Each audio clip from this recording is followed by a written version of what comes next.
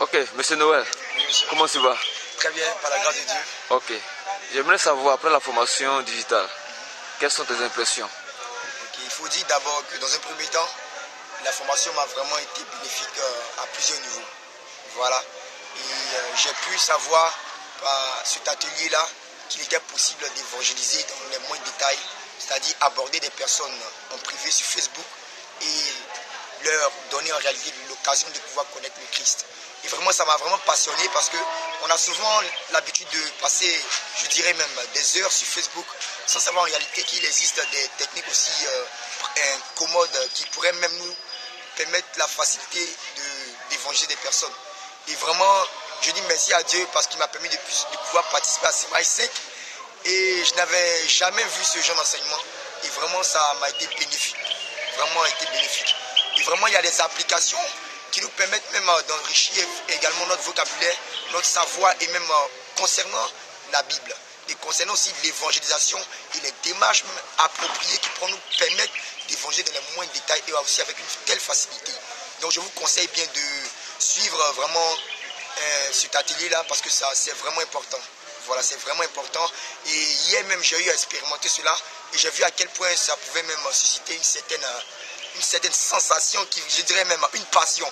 Voilà, ça dit, voir qu'il y a une autre personne à l'extérieur et toi tu es ici dans ton pays, tu arrives à communiquer avec cette personne et même avoir l'occasion de partager la parole de Dieu avec cette personne-là.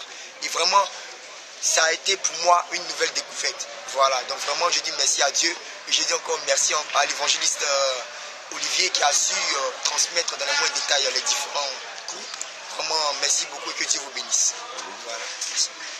Une dernière question. Ok, pas de problème. Que comptes-tu maintenant faire avec cette formation que tu viens de recevoir? Ok, dans un premier temps, je vais chercher plus à me perfectionner dedans.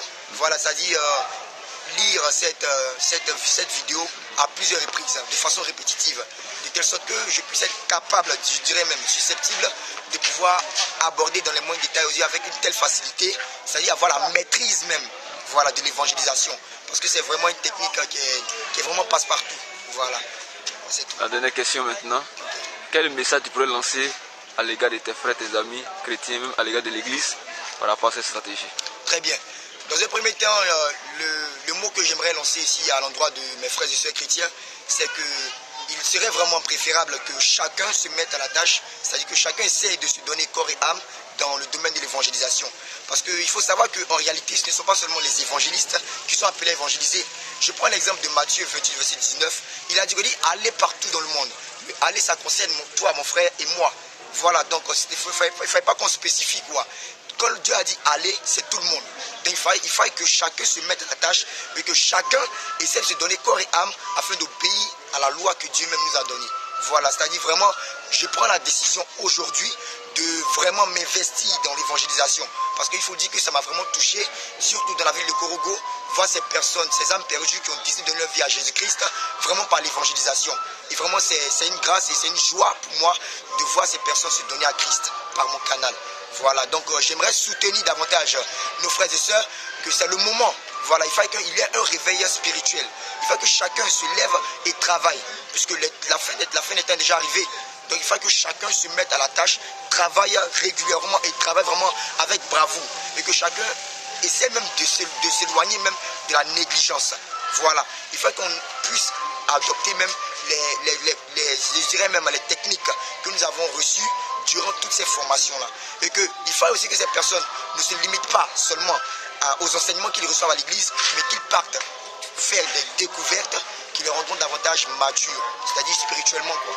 Voilà, merci beaucoup. Ok, merci Monsieur Noël. Ok. Voilà.